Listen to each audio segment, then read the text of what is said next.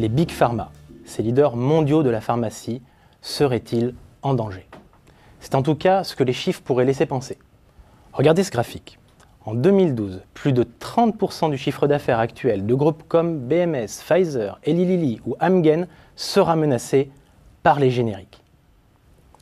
Un manque à gagner que les laboratoires peineront à compenser par l'arrivée de nouveaux blockbusters. Les blockbusters, ces produits vedettes à plus d'1 milliard d'euros de chiffre d'affaires annuel.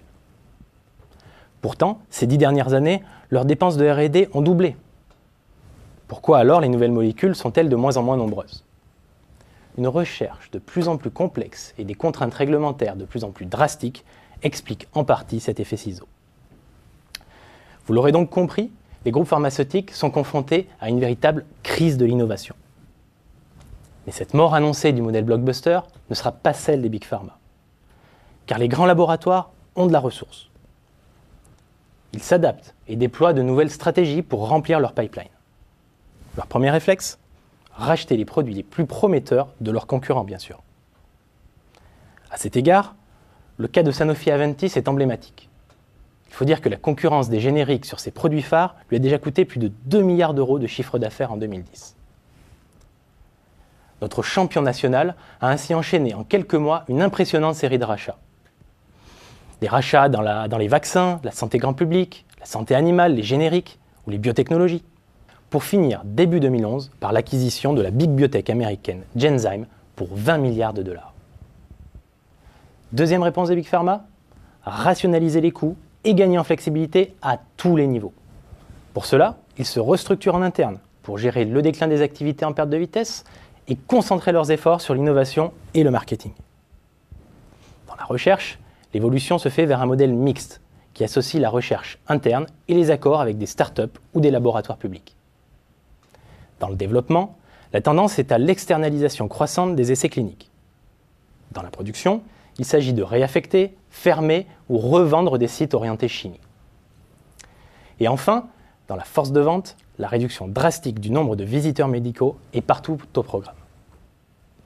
Résultat, depuis 2008, les plans de restructuration se sont enchaînés chez les géants du secteur, avec pour conséquence la suppression programmée de plus de 100 000 emplois dans le monde d'ici à 2012. Dans cet environnement morose, quelle est la situation de l'industrie pharmaceutique tricolore? Il faut rappeler que la France est le premier producteur européen de médicaments. Elle est donc en première ligne dans cette reconfiguration. Pour la première fois depuis plus de 15 ans, les laboratoires de l'Hexagone ont d'ailleurs détruit des emplois entre 2008 et 2010. Au total, plus de 6 000 postes ont été supprimés sur cette période. Et les perspectives sont plutôt inquiétantes pour le médicament Made in France.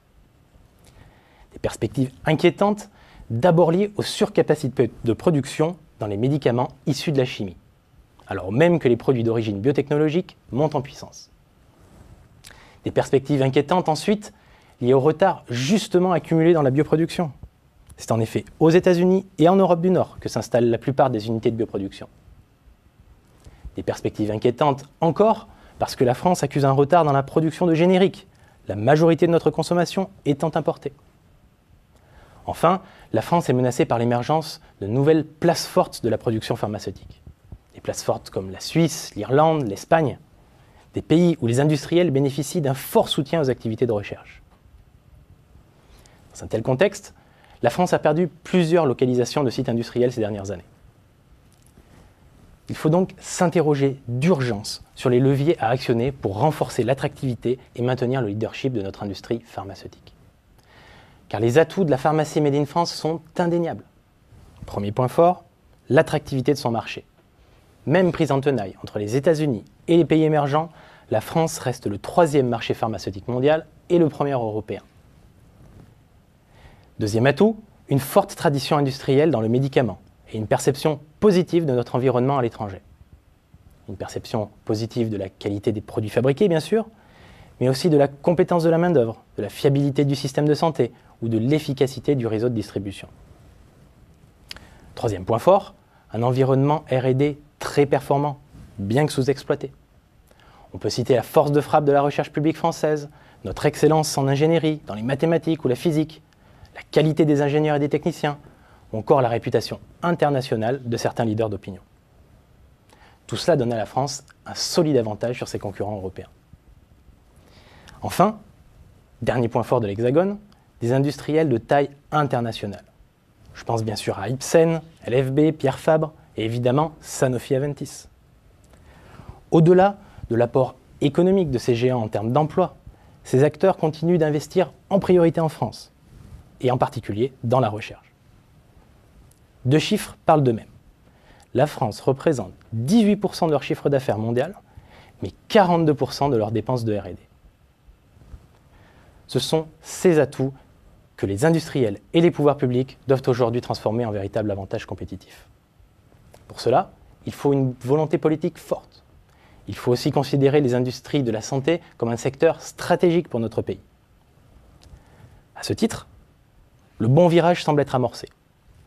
Plusieurs mesures ont été prises dans le cadre du Conseil stratégique des industries de santé, le CSIS, comme la création d'un fonds d'investissement dans les biotech et le développement accéléré des partenariats de recherche publique-privée.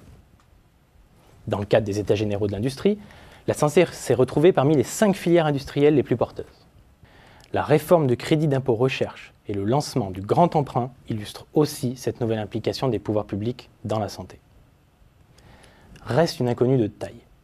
Je veux parler du rééquilibrage des comptes de la sécurité sociale. Une pression supplémentaire sur les entreprises du médicament, aussi nécessaire soit-elle, profiterait peu à l'assurance maladie. Mais cette pression pourrait surtout coûter cher en investissement, mais aussi en emploi.